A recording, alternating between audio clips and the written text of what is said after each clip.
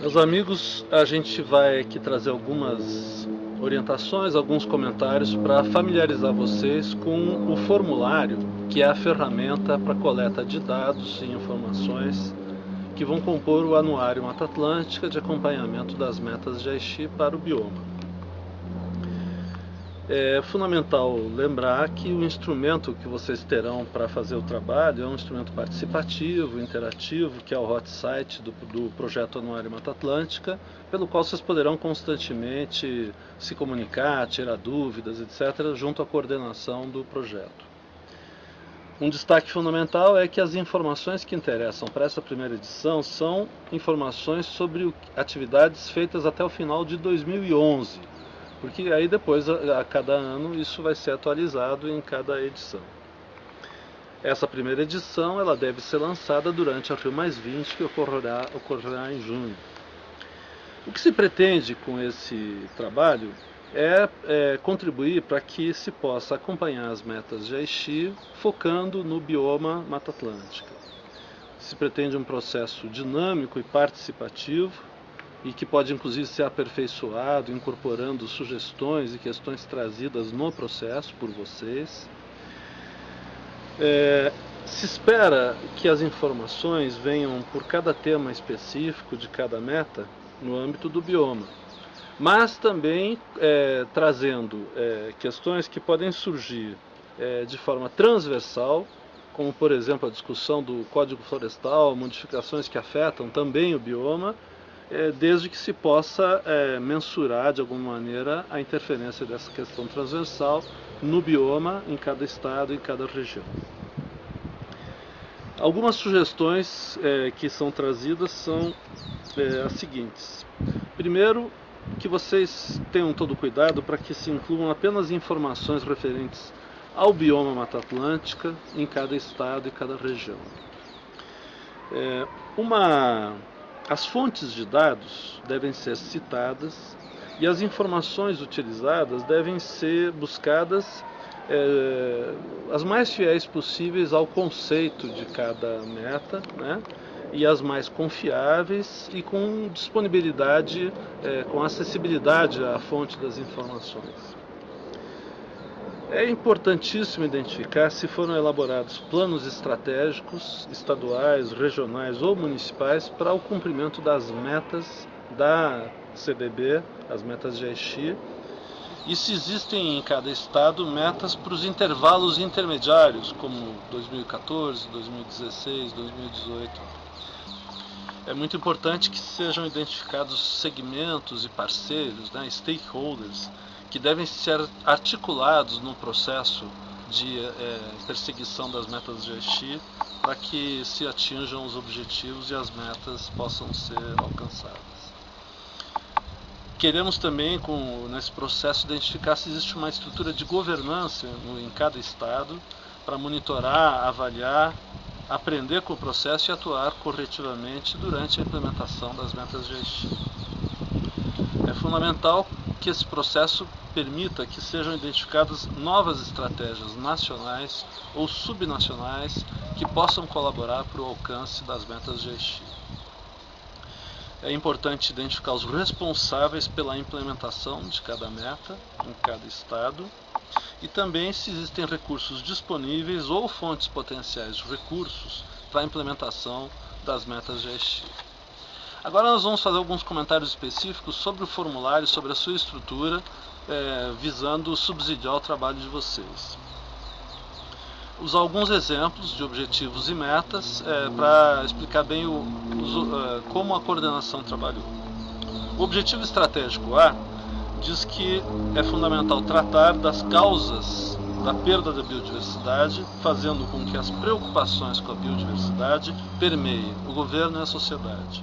Então aí foram formuladas algumas questões, vamos comentar algumas delas. Em 2011, foram realizadas pelo seu estado ou para o seu estado pesquisas de opinião que mostrem o conhecimento da população dos valores da biodiversidade e das medidas que poderiam ser tomadas para a sua conservação. Então aqui se buscou associar a questão dos valores da biodiversidade com alguma forma de mensuração, no caso as pesquisas. Uma outra pergunta relativa a essa mesma meta é se em 2011 foram realizadas pelo seu estado ou para o seu estado programas educativos ou iniciativas para promover o conhecimento pela população desses valores. E aí vem alguns exemplos: anuários, campanhas, eventos, combate ao mercado ilegal, criação de programas educativos formais ou difusores da informação na mídia, publicações de livros, estudos e pesquisas, atividades e eventos que divulguem, etc. Outro exemplo, um objetivo estratégico B, que é de reduzir as pressões diretas sobre a biodiversidade e promover o uso sustentável. A meta 5, até 2020, a taxa de perda de todos os habitats nativos, inclusive florestas, terá sido reduzida pelo menos à metade e, na medida do possível, levada a perto de zero. E a degradação e fragmentação terão sido reduzidas significativamente. Essa é uma redação geral das metas de Aichi que é preciso manter. Mas aí entra a pergunta que traz a busca da informação: se em 2011 foram realizadas pelo seu estado ou para o seu estado iniciativas que apresentem índices indicativos de perda ou de conservação dos habitats nativos. E quais são essas iniciativas, quais foram os resultados obtidos em 2011, qual a instituição responsável. Mais uma vez, se traz alguns parâmetros, como a existência de índices de perda de habitats nativos informados ao público, a existência de zoneamento ecológico e econômico do território, metas regionais de conservação, recuperação e integração dos espaços protegidos, programas de estudo e acompanhamento dos habitats, programas de monitoramento e conservação, implantação de conselhos gestores para os conjuntos de interesse, planos municipais para a Mata Atlântica, a aplicação do Atlas da SOS Mata Atlântica com seus dados, o inventário florestal, listas de animais e plantas ameaçadas de extinção, etc. E sempre seguindo-se depois aqueles espaços para resposta, esquemática, e depois com as caixas de texto para trazer as informações e, se for o caso, comentários adicionais.